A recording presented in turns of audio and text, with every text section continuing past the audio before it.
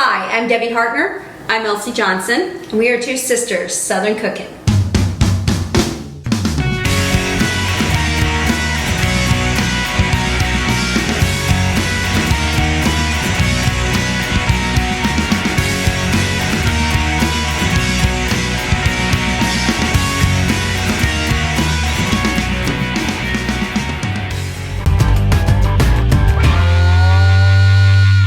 So we are doing breakfast this week, and I thought what better way to add a little pizzazz to your breakfast is to do some candied bacon. So I have 1.5 pounds of bacon here. So I'm going to go ahead, cut it, get it spread out here, and I'm going to sprinkle some black pepper over it, and then I'm going to push in some brown sugar into the top of the bacon. And I have it on an air rack, and I have the foil underneath, and the foil is to catch the drippings from there. Plus you don't want it because this will take forever. It'll actually ruin your pan with the amount of grease, and the sugars from the brown sugar will just destroy the entire cookie tin. So what you do is you just put this down ahead of time. Now I want to show you a little trick. I don't like my meat that is getting baked in the oven, because this is going to be at 375 for probably about 15-20 minutes. I will make sure it's in the description box, the amount of minutes. But I don't want my meat sticking to these racks, these air racks, when it's cooking, because it's kind of like convection when you have it in the oven and you're baking it like this. So it's kind of like the heat gets underneath and it's got even cooking. So I spray my rack with oil before I actually lay anything down, so it doesn't stick as bad. You may still have a little bit of stick, but it's not going to be as bad. So let me go ahead and get some scissors, and I'll be right back, guys. Now when you are removing your candied bacon from these going to be extremely hot oven and rack here, you're going to have to use tongs to be able to get it off. So just keep that in mind, that make sure you bring some tongs with you so you are able to remove it. Now you can use any kind of bacon. You can use the center cut bacon, you can use the thick bacon, whatever you want. I know bacon is expensive right now, so it's whatever you want to put on your plate. All right, we're going to go ahead and start laying these out. I'm going to kind of lay them close to each other because I have quite a few that I have. I have 1.5 pounds here. I'm not sure if I'm going to do the whole 1.5 pounds or not. We'll see.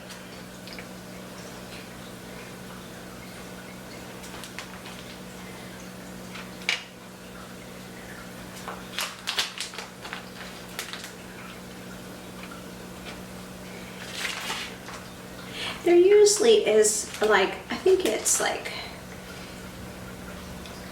16 to 20 slices, I think it is, when you have 1 pound. Depends on how thick they've sliced it, where you want to slice it. I'm going to use a tablespoon of black pepper per pound. So if I decide that I'm going to do more than 1 pound, I am going to just add on how much I need based on that. So it would be like 1/2 tablespoon of black pepper to add on to that, and it would be like a half a cup of the brown sugar. So at this point, let me just pull these over a little bit here. I might be able to get one more slice in here. I'm probably going to have to make 2 of these just to be able to make sure that we have it done correctly. We'll have to probably do 2. So as you see here, I ended up having, let's see, 5, 6, 7, 8, 9, 10, 11, 12, 13 slices here. That is almost 1 pound. So there I have, let's see, 1, 2, 3, 4, 5, 6, 7, 8, 9 more slices to put on. So I'll just get another rack and get that ready to go when these are in the oven, and I'll do that off camera. So I'm going to go ahead and get started here. So this will be about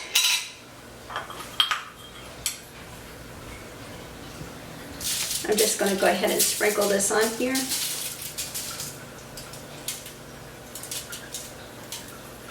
Some of these are going to get a little more than others, so I'm going to spread it out just a little bit here because I don't want it having too much black pepper. Whoops. I'll just spread that out.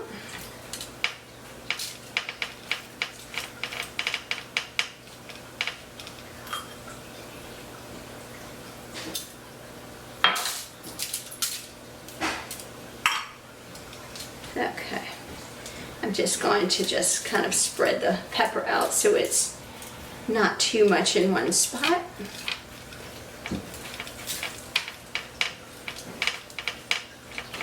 So it's got a little loving everywhere.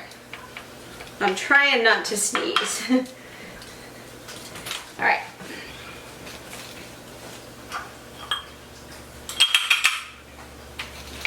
I'm going to spread some from that over to here, because it needs a little bit more. So by the time this airs, we will have had our Two Sisters barbecue for all of our heroes. And trust me, this past year has taught us one thing: we have plenty of heroes and plenty to be thankful for. I'm so grateful that we're going to have people from all over the United States coming to assist us with this barbecue.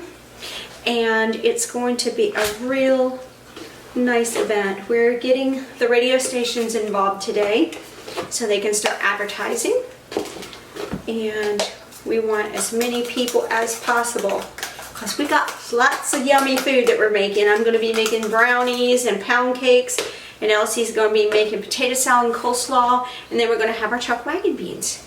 So, and that will be so good, y'all. All right, we're going to go ahead and spread this over.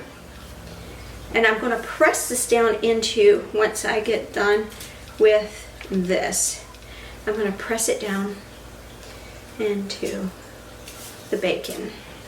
So I got a question for you guys. Do any of y'all have any kind of special traditions that go on in your town based on Christmas? Now, I know a lot of people have Christmas parades and stuff like that. I was telling Ben this past year when we were in Warner Robins, they had Santa Claus riding on the back end of the fire truck going through the different neighborhoods. And they would be waving at all the little children, and kids would be coming outside to see what was going on. And it was such it was a refreshing, because I'm not used to that. We didn't have that up north. I don't know what your traditions are. I know traditionally you have your Christmas parades and stuff like that. So we would have that in certain towns that we lived in. I think we had that in the city of Culpeper, Virginia. We had that in, I think it was in Manassas, Virginia. And we had it in Croton, New York. And the different towns that we lived in, various places we lived in all over the U.S. And we had different, where they had the Christmas parades and whatnot. But we never had Santa Claus on the back end of the fire truck coming through the neighborhoods. I thought that was kind of cool. So what are your traditions in your town? I'd like to know. Elsie, do they have any special traditions here in McRae? No, the only thing I've ever seen was around Halloween. They would get a flatbed trailer and load it up with kids and take them around trick or treating. They would load up Cool. the trailer full of kids. But I've never seen anything with Christmas. And where Elsie is at currently, it is rather rural, so that was probably a very good idea, because the kids are, it would be too far for them to walk safely, especially with traffic or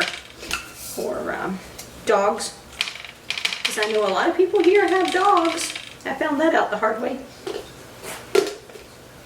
Buster and I were taking a little spin one day on, I think it was Elsie's little side-by-side, and there was someone's dogs that were out, and Buster didn't like it much. So he was trying to demonstrate his domain, and that was rather scary. So, all right, so I think I've got it patted in as good as it's going to be. I'm just going to push it down into the meat.